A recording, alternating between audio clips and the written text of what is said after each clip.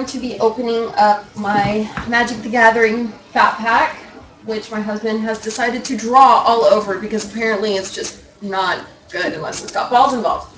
Reason why I'm doing this is to prove that I have the golden hand and I'm always picking the best boxes. So, if you've never gotten Fat Pack before, I actually really recommend it just because, one, if you were to do the math, you're only paying $5 more than just buying the boosters themselves, and it is actually worth it. I've pulled better cards throughout this than I have throughout just actually buying the boosters themselves. So we take out these little dudes.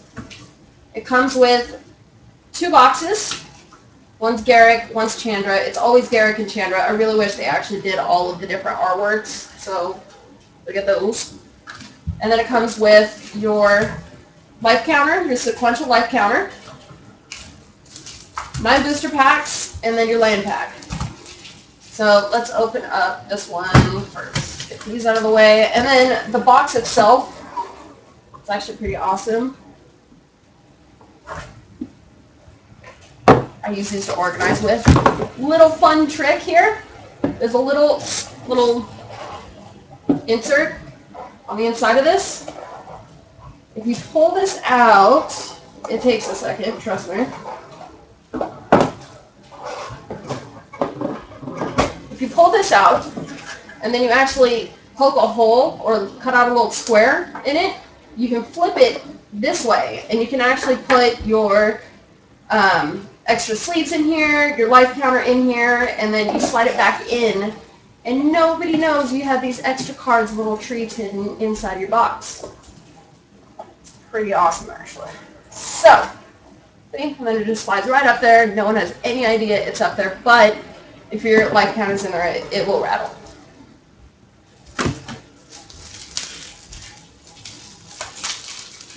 Got your life counter. This is my second one. It's green and blue, which is actually my favorite life counter. And then it says M14 on it. Alright, well, enough of that. Let's open up the pack, shall we?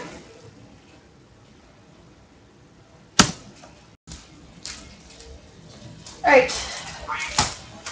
2, 3, 4, 5, 6, 7, 8, and 9. Cool. Both my little boxes are built. I usually put my tokens in one, and I put my lands in another, and that helps me kind of keep everything organized because this stuff gets really messy. So let's start with pack 1.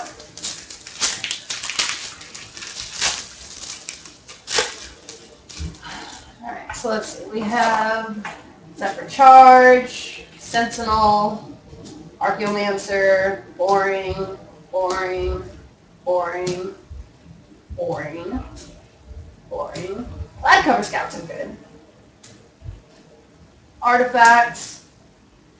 Hell of the Night Pack. It's super expensive to cast. It's 7 to cast, but it is actually a pretty good card if you're running a green deck. I don't run green, so it doesn't really help. Alright, and so let's see. My rare is Oath of the Ancient Wood. Whenever Oath of the Ancient Wood or another enchantment enters the battlefield under you control, you may put a 1/1 counter on target creature. It's only 3 to cast, actually. That's pretty good. It's pretty quick.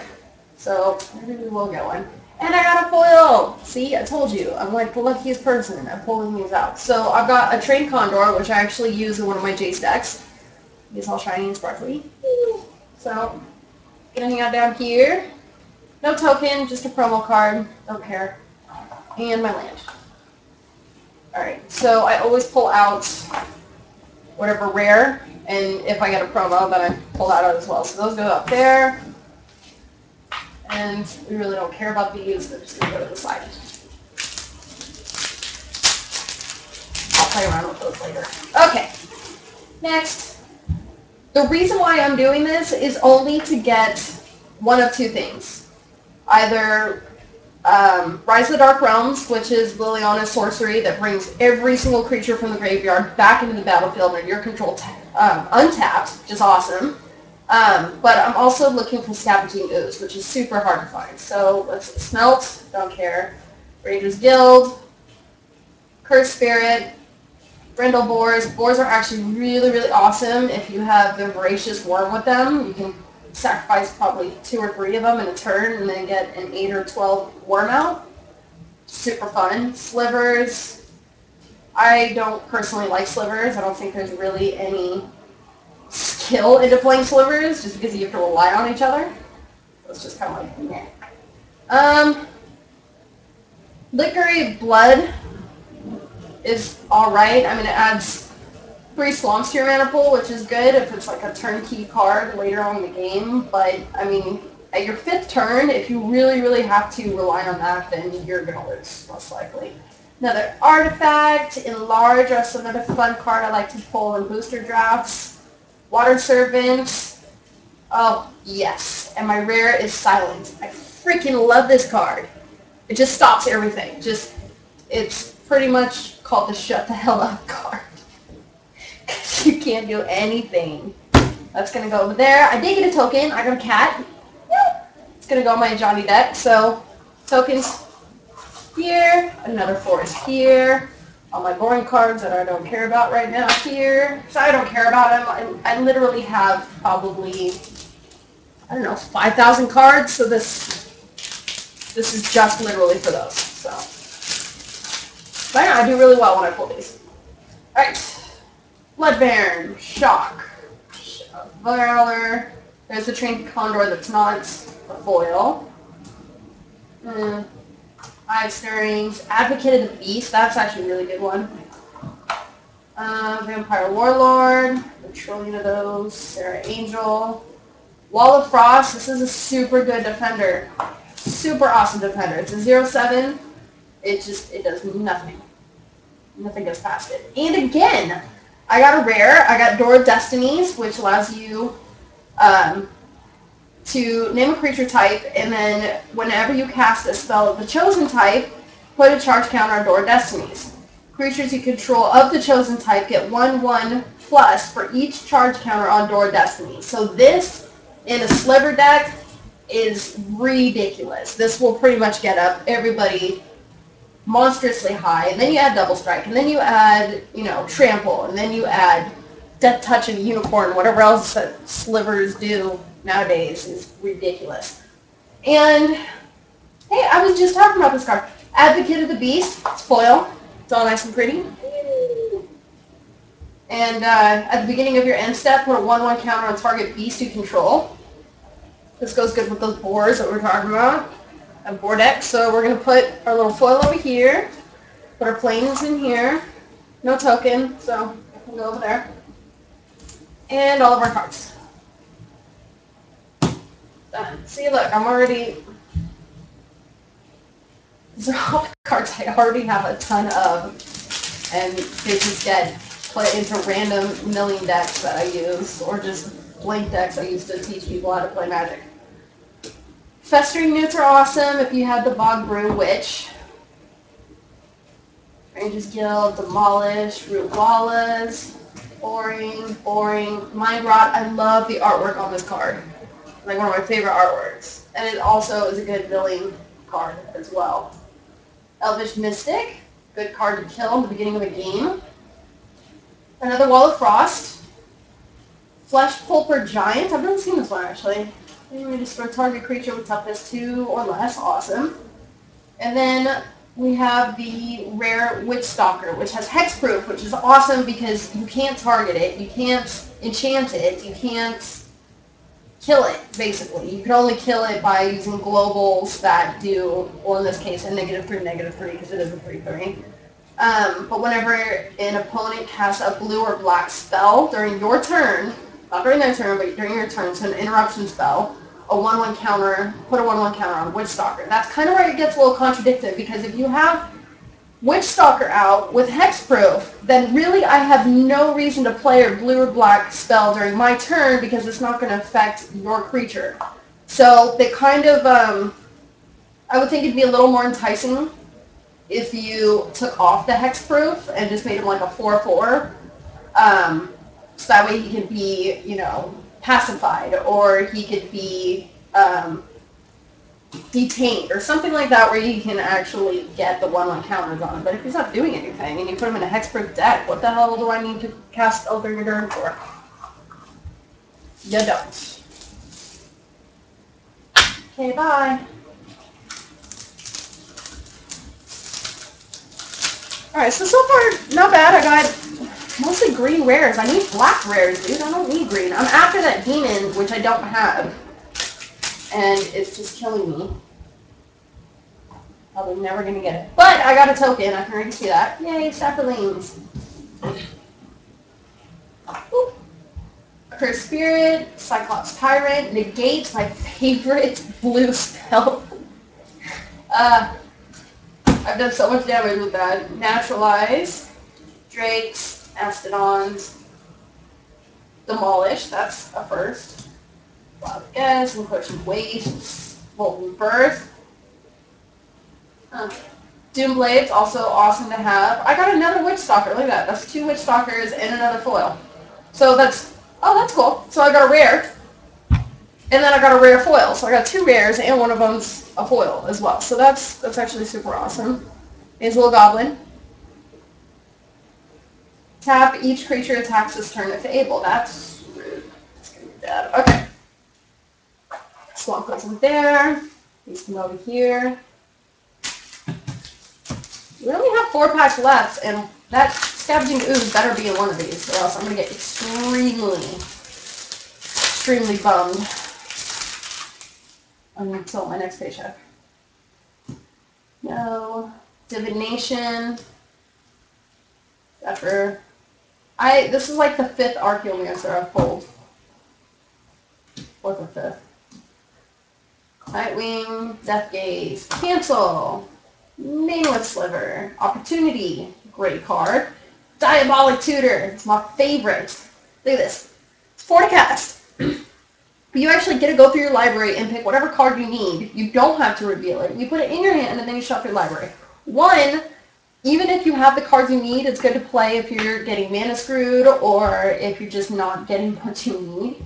That is fantastic because that will shuffle your library so you can get some control that you need. Or if you just have mana and no creatures, you tap that bad boy, you grab your instant, and then you just pop it out, and you're good. This one came with a Mythic rare. Tap any number of untapped creatures you control. Put a 4/4 White Angel creature token with flying onto the battlefield for each creature tapped this way. That's brutal. By turn 7, I could have so many little creatures out, little baby ones. That's awesome. Okay. So I'm putting together a flying deck now. Island and a Sapperling. You know, it's really hard to find zombie tokens in this series, actually. And those can all go over there.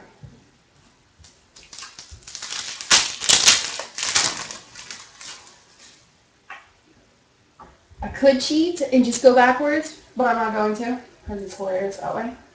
Another Shock, Shadowborn Apostle. You know, I have probably, I don't know, 15 to 20 of these. I should probably start building a deck that's got nothing but 24 of these and see how it runs. Actually, might do that. Time Ebb, another Mastodon, another Demolish. The freaking Archaeomancer. This is like the most common card ever in history. I have dozens of them. Giant Spiders, Tomb Scour.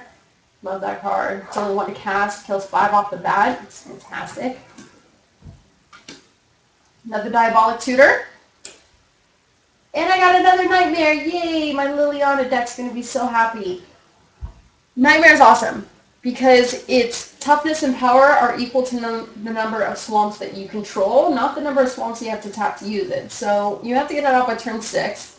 If you can get Liliana's emblem out by the time you cast this, where everything is the equivalent to 4, I mean, this would come out as a 24/24 flying off the bat. So that's pretty brutal. It's a brutal card. At least that's what I've done with it, and it's hilarious. Another Sapperling and another Island.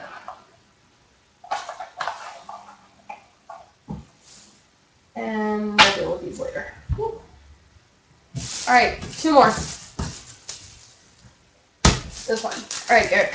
Give me something Good.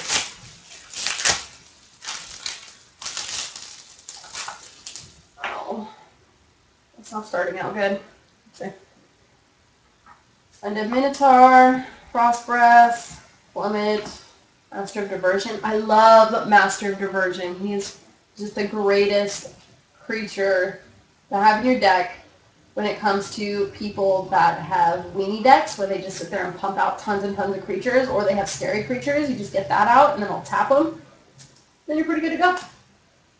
Hado Heed, Act of Treason, Giant Growth. I hate that card. It gets used against me and really, really pisses me off. Another Tomb Scour. Gnawing Zombies. Veil of Poison. I don't even use the Vial of Poison. Another Wall of Frost. And,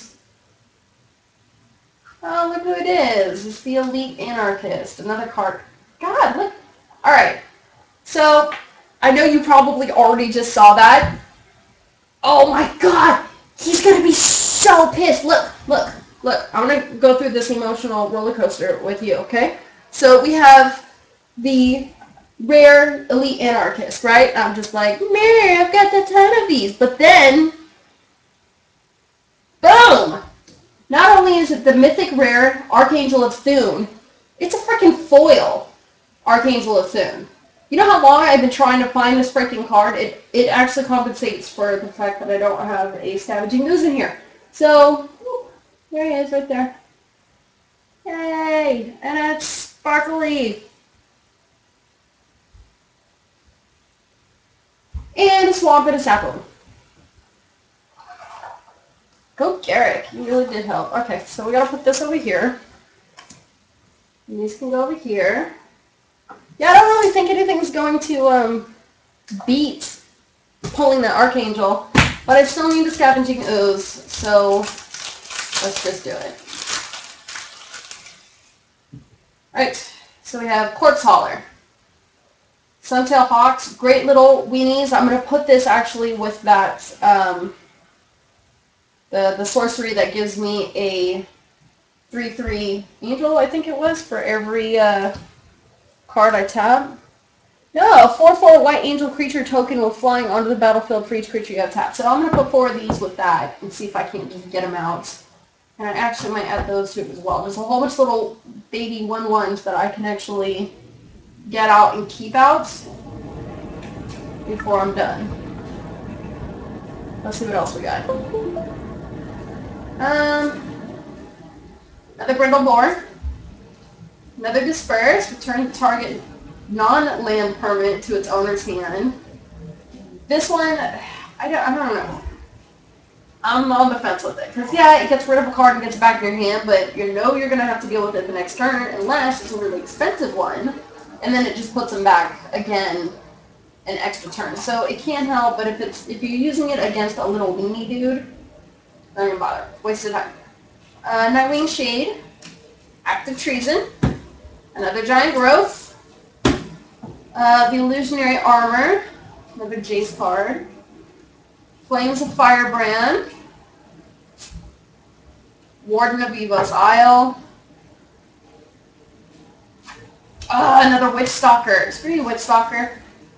Oh, and a Sliver. Yay. So, Witch Stalker here. Land here. Token here. So, let's see what we have. Look at that. Oh, well done. Just aw. These are all the ones that are just commons, uncommons that I have dozens of, but we're still going to kind of hop through it and organize it. Actually, no. Let's take a look at what we did pull. So for 40 bucks, we bought the box, which is the equivalent to buying 10 booster packs. So you pretty much trade out the cost of one booster pack for the box, the 2 boxes, the limited edition life counter, and the book, which actually has all of the cards in there.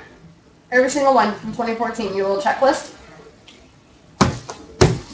I think it's a better buy. Plus, I've never not pulled something amazing out of getting the fat packs. ever. So let's see. We have the Witch Stalker. We have Devout Invocation. We have the Goblin Diplomat's foil. Another Witch Stalker. Another Witch Stalker. A Advocate of the Beast common foil. Door of Destinies. We have Silence. Silencio. Love that card. We have Oath of the Ancient Wood. Wood. We have the Trained Condor foil. A Nightmare. The Elite Anarchist and the Archangel of Thune Mythic Rare foil. That's pretty awesome, actually. So let's see.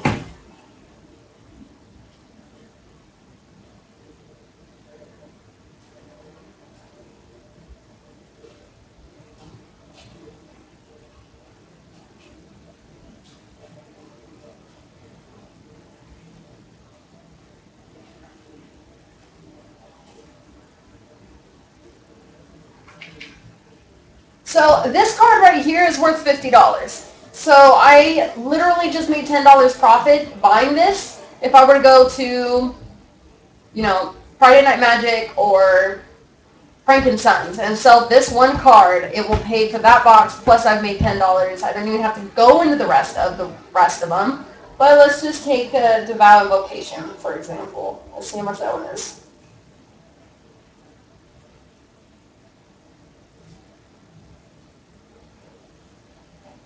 Alright, so Devout Invocation, it's a $5 card at most. It's actually only like a $2 card. Everything else is pretty much meh, but that right there is a $50 card that I just pulled for 40 bucks. Like I said, I have the golden hands, and from now on, when I buy my fat packs, I will record it and open them just to prove how awesome this is. So I'm actually going to go show this off now. And yeah, that's it. Subscribe, like, and I will keep opening up all my fat packs until Theros drops, and then I'll be opening up actually 36-pack booster boxes of Theros.